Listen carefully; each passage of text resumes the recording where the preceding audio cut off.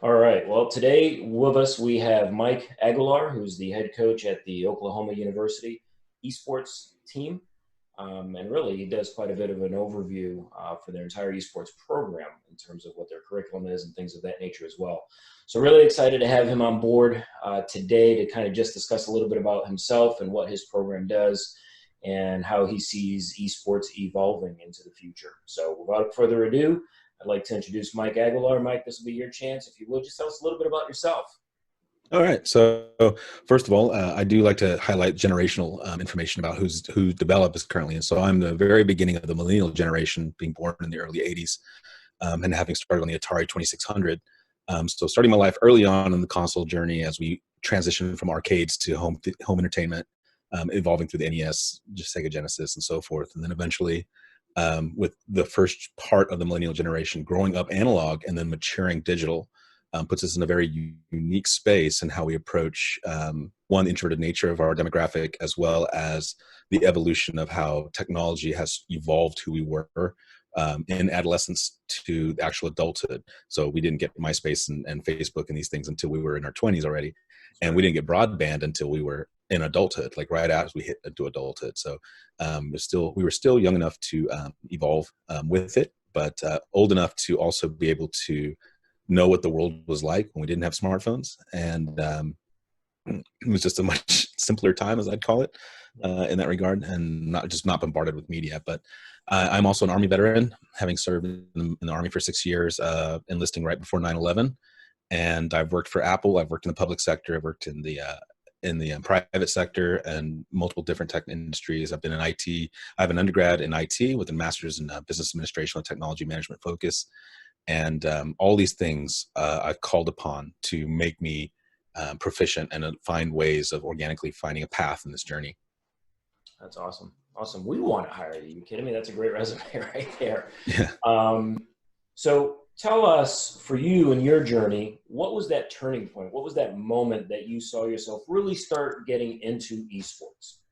So, having been a gamer my whole life, it was really hard to kind of think about how do you penetrate this market. And granted, I started this journey now 3.5 years ago. 2016 was my kind of introduction into development at this tier. And on the administrative side of the university level, it came from a simple question where the CIO of IT at the time came back from an Amazon summit and asked us, what is Twitch? And it was kind of one of those moments where it's just like, hold my drink, let me show you. And so we went down this path of just kind of researching what other universities were doing. And to paint the landscape in 2016, we had less than 20 university endorsed programs, starting with Robert Morris 6 years ago now, as kind of the godfather school of collegiate developments and offering scholarships and actual development. Right. And then looking at the other schools, and granted, every school does this differently right now. There's no standardization because of lack of governance, like things from the NCAA and NAIA and the predominance of governing bodies that we have under the word sports or extracurricular activities even. So that kind of kicked it off in regards to focusing my energy at developing this at OU. But then coupled with, I've always referenced World of Warcraft, and a lot of people still don't get it today, but World of Warcraft being one of the biggest online games ever made. At its peak, I think it had over 14 million active subscribers in real time, which is just nuts to think about on a global scale, playing one thing. And in that journey, I started to convert from being that hardcore introvert. And when I mean hardcore introvert, my girlfriend at the time, now wife, used to have to drag me out by the arm physically to leave the house. And after 3 to 4 years of playing World of Warcraft, building a community online, understanding that I had leadership abilities because nobody was willing to take up that torch and lead, well, I approached it like it's our golf time, it's our pastime, and it should be a little bit serious while still being loads of fun. That's the whole reason that you do anything extracurricular, is you get some enjoyment out of it. So we would build infrastructure we'd have members of our guild, harvesting things for different raids, and you'd have 40 people. And if we put this in the context to take away the game out of it, 40 people across different time zones and across different states, potentially even different countries, coming together to do a real task in real time under critical pressure in a 2-hour window. We'll name another training scenario like that, because you just can't unless it's military based predominantly. And so that was the kind of the birth of globalized leadership development for me. Like, that's really what that is. And it actually landed me a job at AMD, which unfortunately at the time, Intel was just coming out with the core processors and AMD was not who they are today. Right. But it created a tangible pathway because of the networking that I did. And I still have lifelong friends from there, even a decade later. Yeah, no doubt. It's funny you bring that up because interestingly enough, there are so many career pathways in the esports world that people just don't think about, just Right. based on not just the game situations, but obviously from a gaming perspective, obviously everyone thinks, well, my son or daughter wants to be a professional gamer. We get that. That's hard to do, just like any traditional sport. If my son wanted to be a professional basketball player, the odds are stacked against him, no matter how good he truly is, just like with Right. gaming. But the career pathways, both collegiately as well as the workforce space, that the esports space has evolved into providing are just enormous. And that's certainly, that could be a podcast just on its own. Absolutely. So you mentioned about 3.5 years ago, roughly. So what have you seen growth-wise? You talked about how you started back then to where you are now. That's a short time. Yeah, it really is. So in the macro view of collegiate only, and actually I want to preface that with, this is one of those industries where if we reference the history of football, yes, we talk about Rutgers and, coming onto a field in the middle of nowhere, yep, and eventually saying, why don't we allow other people to watch this? And there's the birth of football as we know today. Now with esports, the problem is that the people in power had drugged their feet for so long that infrastructure of higher education was completely skipped over. Yep. And education was skipped over because it didn't need it. We were enabled by technology. This is why YouTube undid the indie film scene, and Hulu and Netflix completely turned cable television on its side, is the powers that be weren't willing to evolve. And so we just did it on our own. Yep. So now higher education is having to backtrack a little bit. And so I referenced 3.5 years ago that there was less than 20 to 30 programs in the US and Canada market. And now there's well over 150, maybe even 200. I haven't checked those numbers, but that's viral growth. That's expansive. And granted, again, nobody's doing this the same way. Some people, again, as long as they're doing it, it's no longer a topic of, are you doing esports? And we have esports. It's now, what can you do with it and how big can you grow it? Because we started with this narrow vision of, you see the front end of playing a video game and you think that's all it is, just like you referenced, but that could be the same said for anything, whether it's the NBA or the NFL or MLS or NHL or FIFA or NASCAR even. But then you start to dive into what helps develop that team strategy, what helps develop and keep that team healthy, as well as the venue operations and the marketing, which is predominantly the hugest component of any sports entertainment brand, is marketing and licensing and legal governance. Well, all of those have nothing to do with the athleticism that is being portrayed. That's the product of all those things coming together.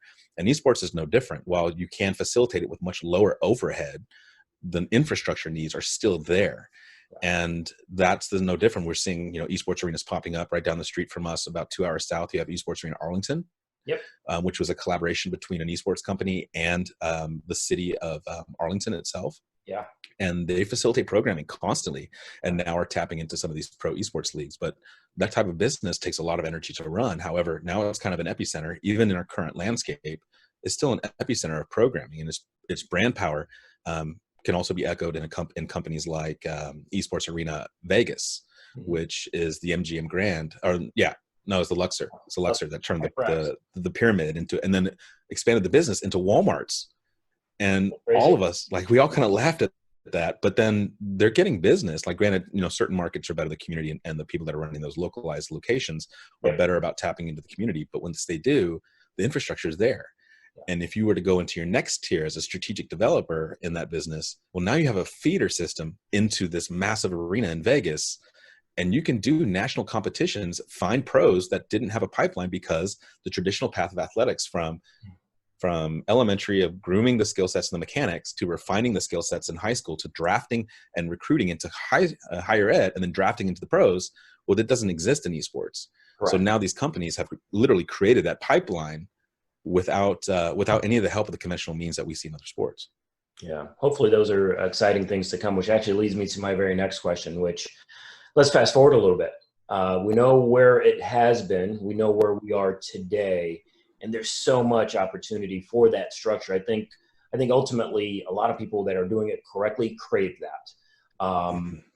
Where do you see sports evolving, say 5 years from now? How do you see the landscape looking then? Hopefully, both currently based on what your thought process is, as well as, hopefully this is what we see. Yeah, right. Well, one of the biggest, and I hate to spin it as a benefit because it's unfortunate what's happening currently in the climate globally with COVID-19 Understood. and this, but it also has put a huge spotlight on our topic as people need things to be distracted.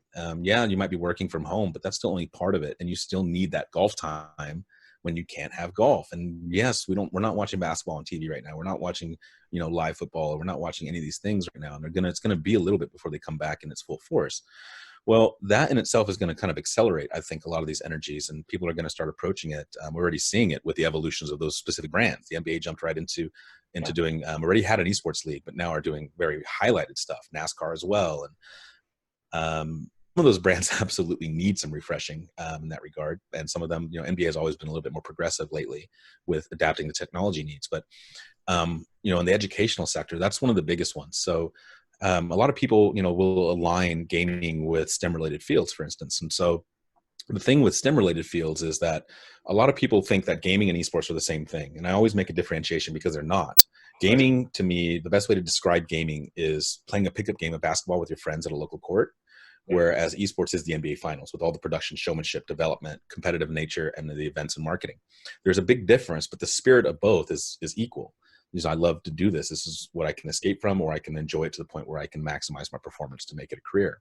Sure. So that is going to only highlight more about what we're bringing. And as those brands, those mainstream household name brands like the NBA and NFL dive into this because of our current landscape, it's going to cause a lot of people that have been turning their nose away from it for so long to be forced to do it because of survivability. Right. And how do I sustain myself in this current ecosystem that we have or don't have, however you want to look at it. But in the next 5 years in higher education, that's going to apply too. Whereas the majority, not all, but the majority of higher education and education in general has focused on esports and gaming purely from the context of gaming and not in the context of developing the skill sets. And I always make that reference as well. If we can reference Steve Jobs, you can reference Elon Musk, you can reference any of the flagship engineers and pioneers of technology that we use today, or we aspire to use, or at least can reference, whether you're fans of them or not, they still made change. Sure. And the thing with that is that they had these ideas, and they're doing the job of 20 to 30 people legitimately to bring that to life because of their passion of what they love. And there's no difference in the esports industry. And so the difference, though, is that when Steve Jobs hit that plateau at that first product and then the next product, he said, okay, I can't move on to the next thing until I can sustain what I've built. And to sustain what I built means I need professionals that can at least think somewhat like me, can execute with the skill sets I have to help me plateau the business here and then move on to the next. Well, that to me is the purpose of higher education, is to build the professionals of today and tomorrow. And in this topic, we are fortunate enough, I feel, to have enough foresight for an industry that still isn't here quite yet. Yes. And so that allows us to tap into communications degrees, business degrees, law degrees, architecture, even as we develop and evolve stadiums that are still going to be necessary once we get out of this. Yep. Another one of my favorite degrees to think about with this is social work, K through 12, at-risk youth and underrepresented demographics, where, you might be in inner city areas where athletics programs are getting cut, arts and sciences are getting cut because the funding is not there and the PTAs aren't strong enough because the communities are weaker in that sense financially. So here's an opportunity to still build soft skills, still build team-based synergies and instill that kind of energy in youth, so that when they do get to their older generations and get a little bit older, they can execute on multiple things, whether it's being recruited to a collegiate team to compete and represent the university, to being a subject matter expert on a game that allows them to be an analyst or a caster for it, or understanding the intricacies of why the NCAA has governance over the NBA or under the different athletics programs and collegiate. Well, that all is necessary again. All that legal governance has to come out if we want to build these standardized protocols and governance boards to normalize this stuff for us. And that's a double-edged sword, as there's plenty of people that are like, oh, don't impose governance. The problem is that governance helps us all move forward.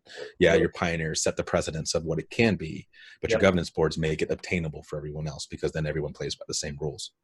Yeah, no doubt. That's a very tricky topic. Again, another podcast on its own in terms of how the NCAA can wrangle this in, because I think they would like to, but obviously there's a lot of things they have to overcome. So let's talk about your team a little bit. And in traditional sports, obviously there's a lot of well-known coaches and what their styles are and how they approach their day-to-day routine and practices and things like that.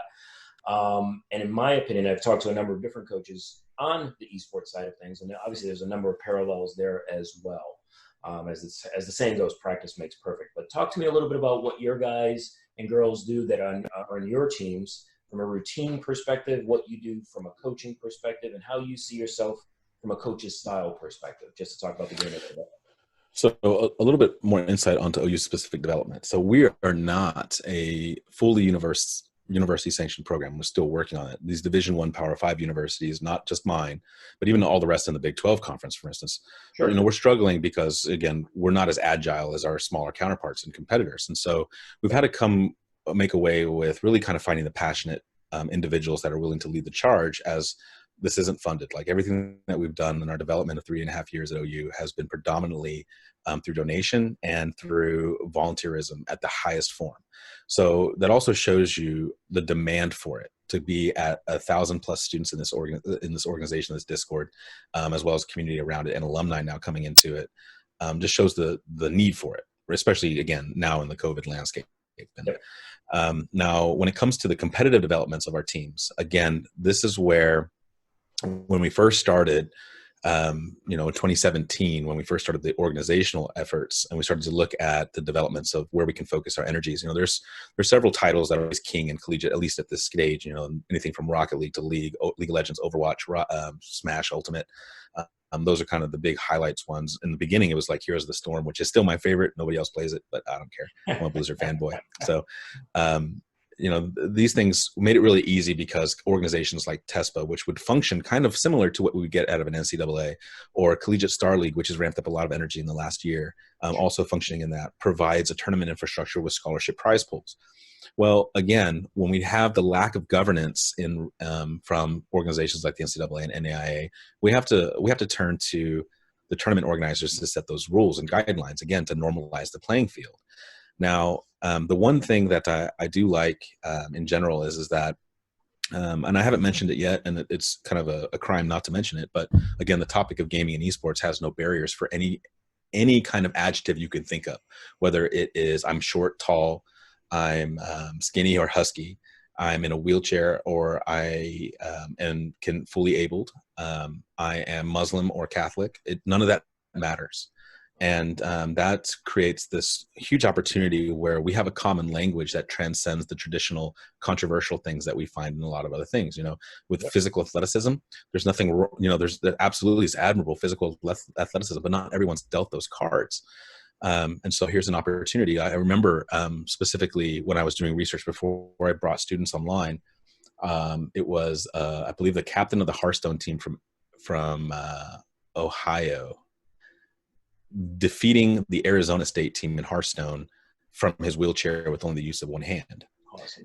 And that to me is just like, wow, like think about the power of that person. And he's wearing his alma mater on his chest, and might, and I hope it's not, but it could have been one of the very biggest moments of his entire life, just be on that stage and to be in that context. And that's the power of it. So when it comes to the coaching styles and things like this, I've empowered students. Now, here's the other thing too, is that one of the questions I ask people that challenge me is like, well, what's the relevance of this? Well, I ask this because Overwatch League is a full business. Blizzard has built an entire infrastructure around Overwatch League. The same with Riot's League of Legends. And now Activision's Call of Duty series has its own franchises. Where do you find a Call of Duty coach? Where do you find an Overwatch coach? Where do you find a League of Legends coach? And as we have the high tier of esports competitions on a global scale for visibility and marketing and all those things, well, you still need feeder programs. That's where the minors come in. That's where those recreational leagues that still draw money and fandom are essential. And so now we're starting to see those things down with the Contender series and Overwatch, and them building an entire ladder-based system to feed into the pros. Again, how do we replace that traditional infrastructure of grade school K through 12 to refinement in high school to recruitment into higher ed and then drafting? Well, this is how you do it. So and in the beginning days, all I did was set the precedence that I don't care if we win or lose, I just care how we win or lose. And we had the very first year we were invited to an event called OP Live, which was put on by um, um, Team Envy in Dallas, which is the parent company of the Dallas Fuel for Overwatch. Yes. And it was a collegiate only event, 16 team cap, and they filled it up. We had teams from Colorado, Mississippi, obviously North Texas, so UT Dallas, UT Arlington, and obviously the University of Oklahoma, and several other energies. And we went down there, having built a team just 3 weeks old at the time. We were just very fortunate to have the skill sets we had. And we walked into that, I think, at right around 3,200, 3,300 SR, for those that watch this podcast and know. That's decent for just throwing a team together. That's a pretty good start. Right. I'm sorry, 4,300. So we're in the 4,000s. And we got second place in that event. And the only thing that I told them is that the team that we were going against had been together a little under a year. So they had quite a bit more development time to build synergy and understand the meta and the evolving change of how they can feed off each other. And that's important stuff. But when the other team won, which is University of North Texas, you're welcome, I'll plug you. Our team stood up and clapped for them. Awesome. And the CIO or the CEO of Team Envy, I believe his name is Jeff Moore. Jeff Moore comes up and he says, I have actually never seen that. And at the same point, that made me feel good because, again, we didn't know what to expect. But at the end of the day, right now, the mainstream world doesn't care about us in the context of win or lose. Right. If my university doesn't care about us win or lose, then we need to fix it on the other things that will be impactful right now, because we're getting to this stage now. Other universities are recruiting, and when you can recruit and actually offer incentive, well, that changes the scale completely, because there's nothing stopping you from picking, a tank from California and a healer from Korea, and you can do that now. And I can't. I'm not capable of that yet.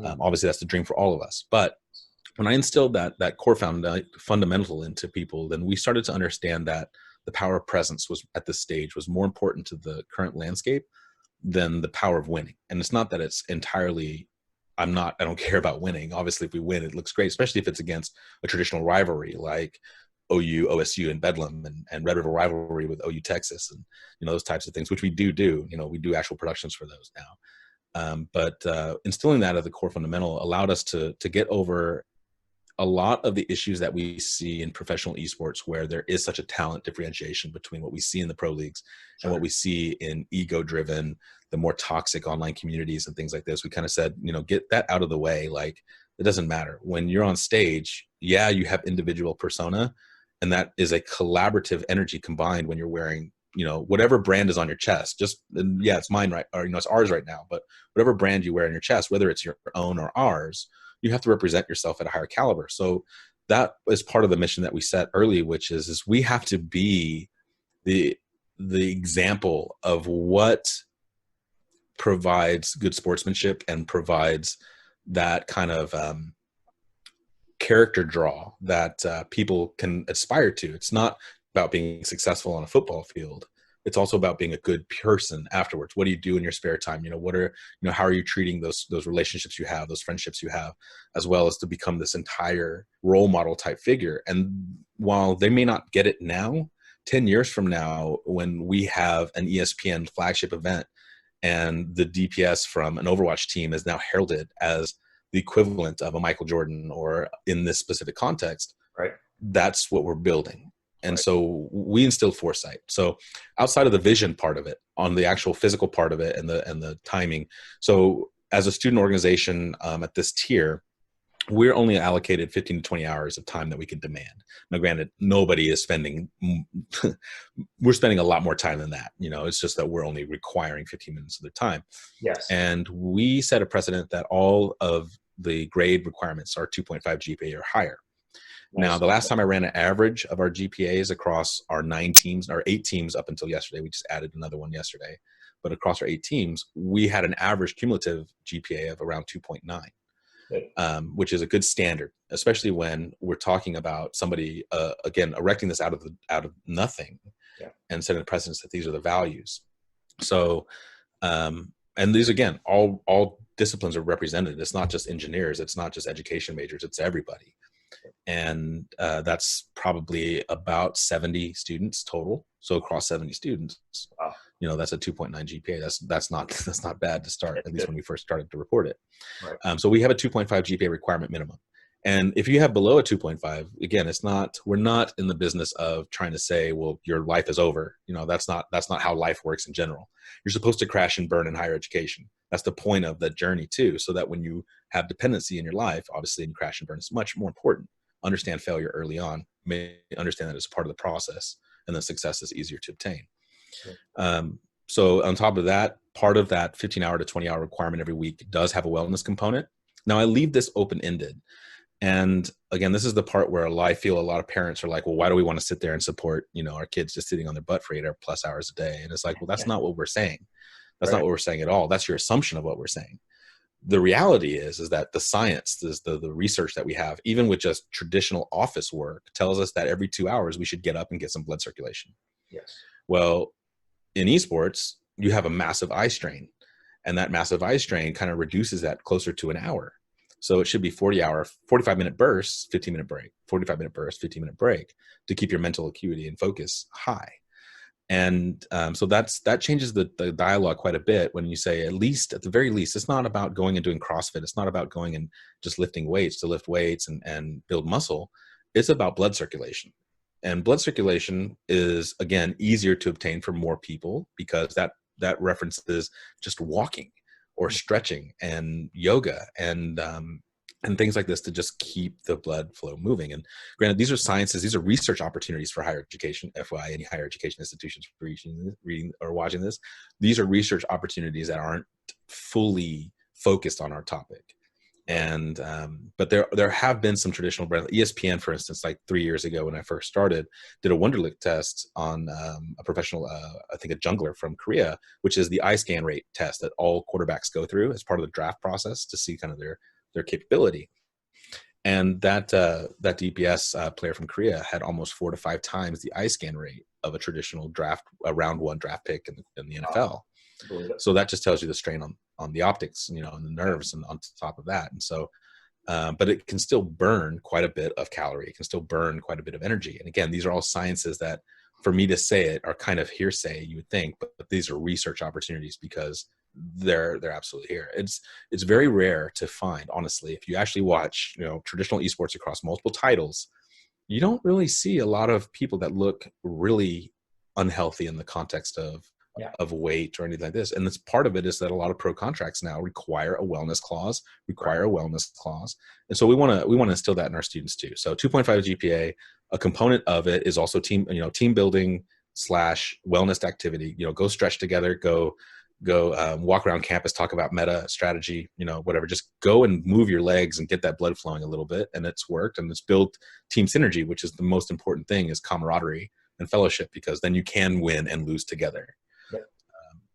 And then finally, that rest of the time is for scrimmages and VOD review and analyzing the strategies.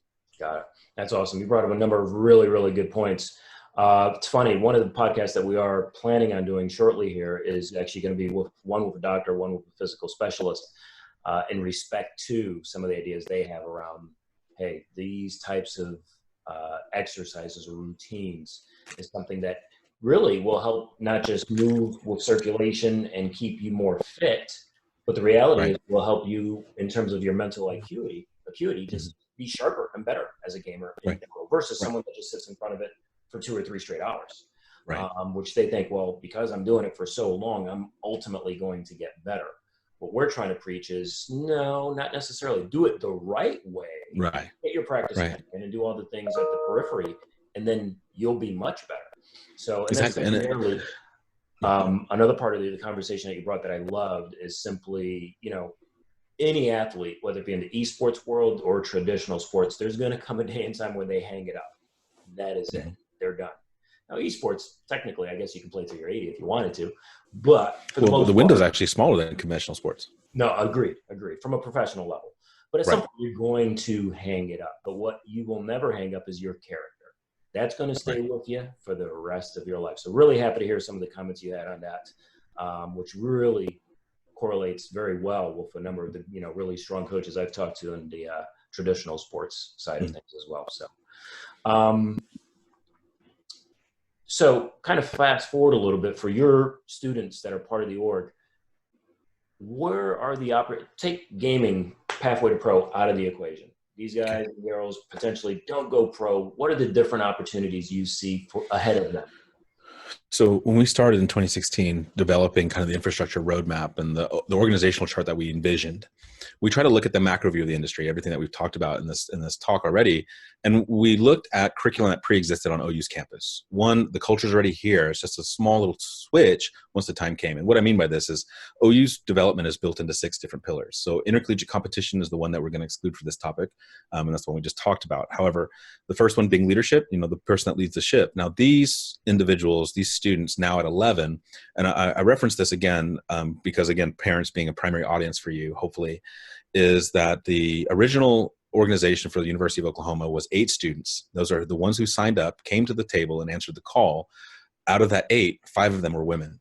Wow. And it's significant to highlight that, mainly because it shows in execution, one, again, the adjective of how you define who's a consumer of this isn't what you traditionally think. It's just not. Moving on to now at 11 student leadership at the highest tier, driving the ship. We're at 11 with the student leadership now being a woman, and I think we're now at 4 out of those 11 still. So still healthy representation. And I don't want to highlight that in the context of this is interesting because I believe that true masters of anything never stop learning. That's how you can really signify true masters. They understand that there's always more to learn. Time changes. Our obstacles in our generations change versus the next. And the very first time I had a meeting, I made the mistake of highlighting one of my student leadership, who's still student leadership today, about the fact that she's a woman and a gamer. When the reality is that she's a gamer who just happens to be a woman. Very different narrative.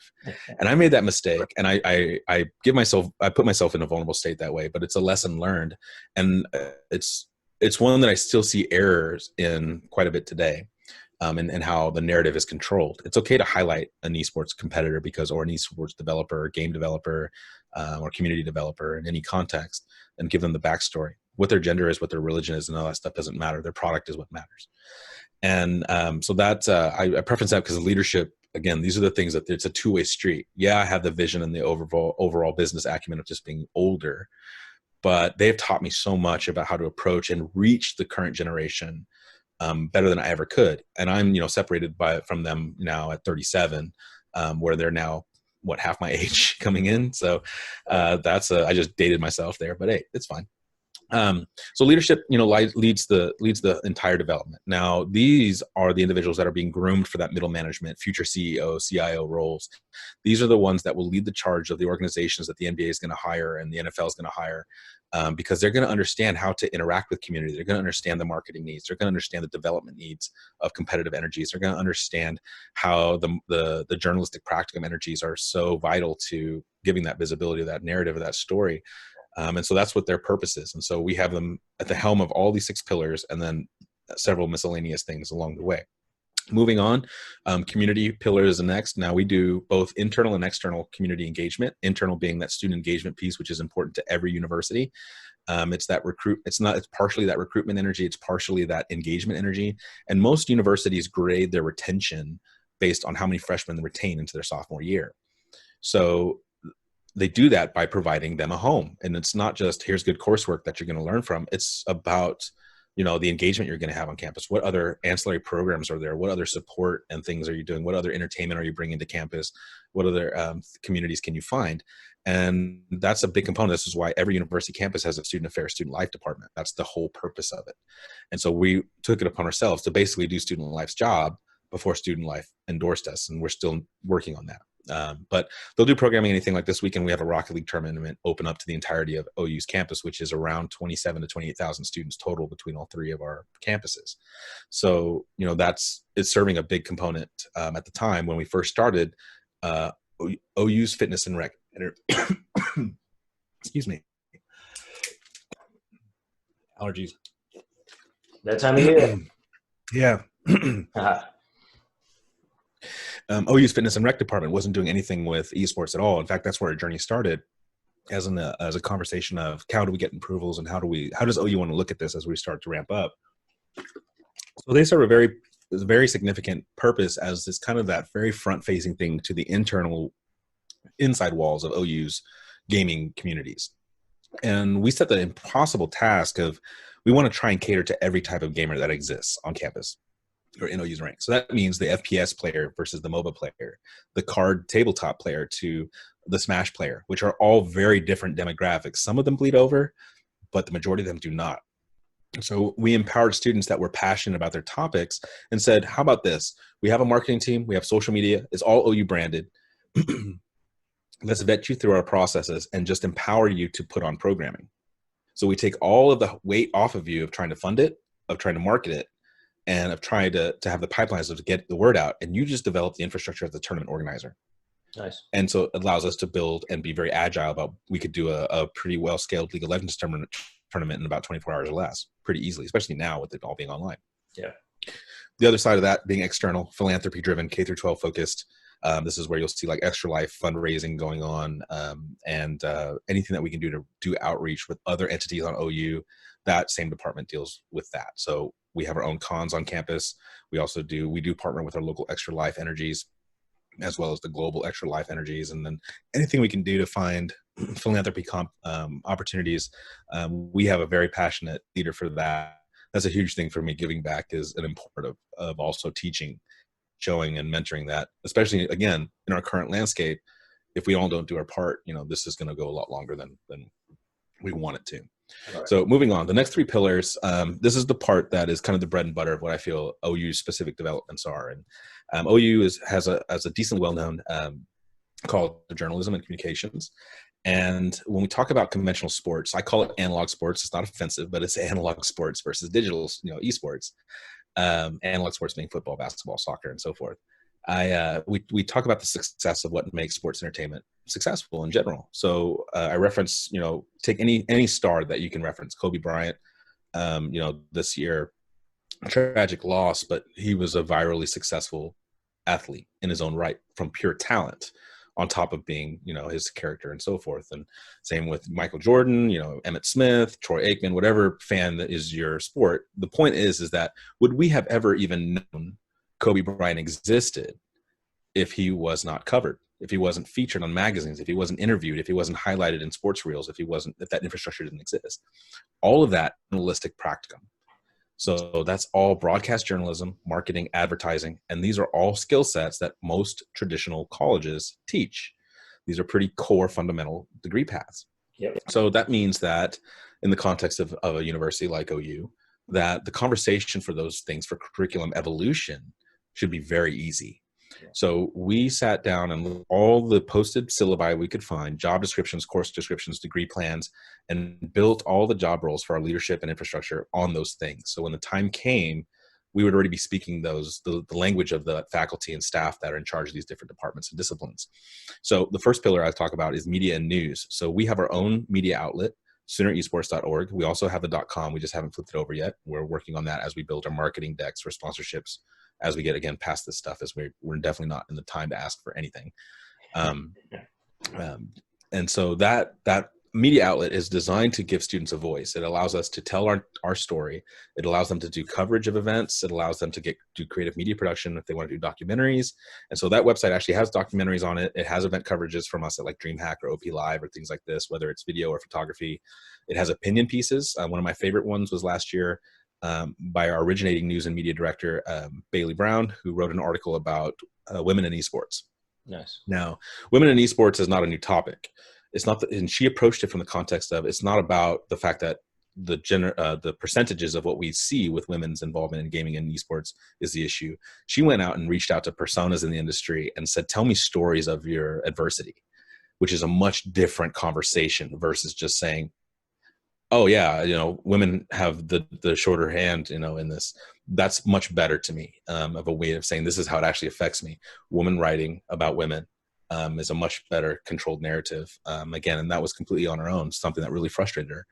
And so that passion and that frustration allowed her to pour out, and she has the channel to do it. But we also do hardware reviews. That's another thing, is that we're basically kind of our own, trying to be our own Kotaku, our own ESPN, our own .esports as much as we can with what we can. Because again, this is professional writing degrees. This is creative video production degrees and skill sets. Moving on, we have our shoutcasting division, which is essentially broadcast journalism at its core, and television and broadcast, which is how do we bring on our own productions. At the time when we first started, ESPN wasn't doing much with this topic. TBS was just getting E-League with was just getting E-League, and it's still not even close to mainstream. You'd have to go to Twitch, you'd have to go to YouTube, and these people were doing their own production. Well, we had to do it ourselves, because in the collegiate space, unless it was the time you get to the finals in TESPA or the finals in Collegiate Star League, you weren't going to get that production and that visibility. So we have a team of people that do production, as well as the announcers themselves. And everything that we develop, we have at least one announcer, if not two, for every title. So we can do our own visibility, we can do our own production. And the beauty of this one specifically, we've already kind of outsourced some of our casters to local tournaments, because where do you find a Rocket League shoutcaster? We're creating them. Wow. So, and there was an absolute need. And so now he's cornered himself in Oklahoma as a Rocket League shoutcaster. If you need a Rocket League shoutcaster, I have one. And I have the only one that's documented as doing it.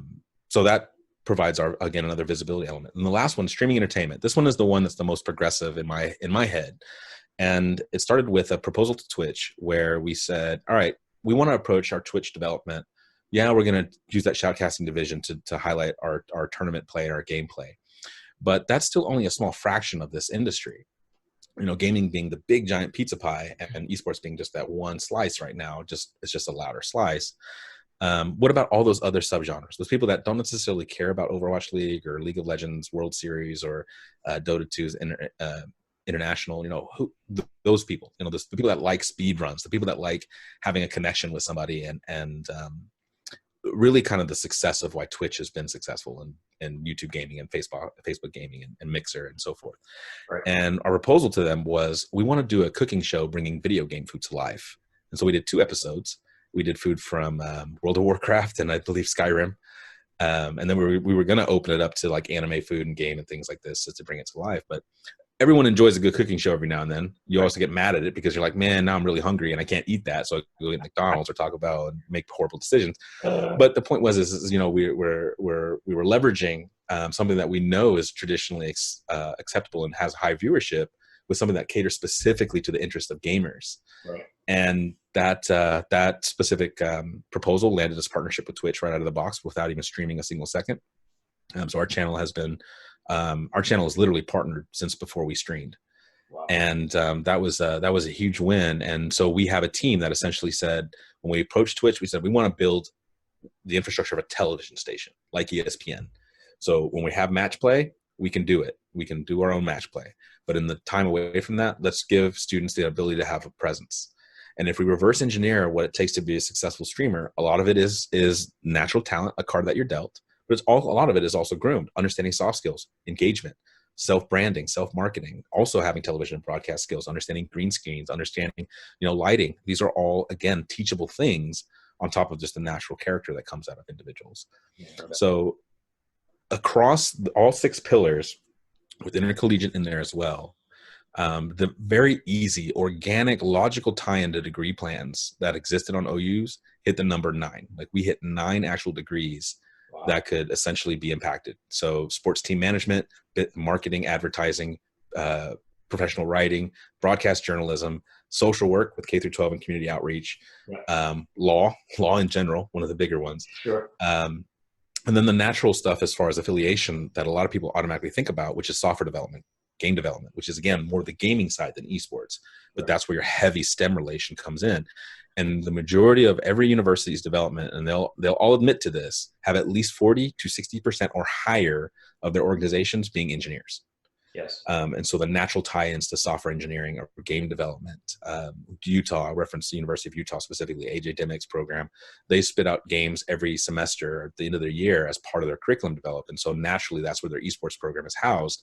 And that's a beautiful synergy between the energies of gaming at this level and STEM-related software development. And unfortunately, I don't have that ability because OU doesn't do game development program in that caliber in any way. But that is, again, catering to the unique cultures that they have on their university's campus to make it come to life. And so starting with 9 degrees, that I can easily knock on the door of the deans and the faculty and say, here's a really organic way to evolve and make, especially some of the older degrees, international business is another one. Like if we think about international business in general, that's huge. Sure. But I'm only starting to see just a little bit of those academic curriculums coming out of any university. Got it. Well, it sounds like you've got all of the bases covered. At this point, we have run over just a little bit. Sure. And as usual, we could keep on going. I'm sure there are many more topics to broach and everything else in this world of esports. And I could see it just in you. Certainly not just the excitement and enthusiasm, but the passion that you have behind it. Your students are definitely in really, really good hands. Again, sincerely appreciate the time. Absolutely. I will definitely be circling back with you. I'm sure we can have further conversations and podcasts down the road just to kind of catch up and continue to see what is going on, not just at your school, but within the community there, as well as our communities here. And hopefully we can champion this to continue to go in the best possible direction. So absolutely. Once again, Mike, appreciate it. All the best of luck as you move forward through the rest of this pandemic. Hopefully we'll get a little bit of normalcy back come fall semester, and whatever that means.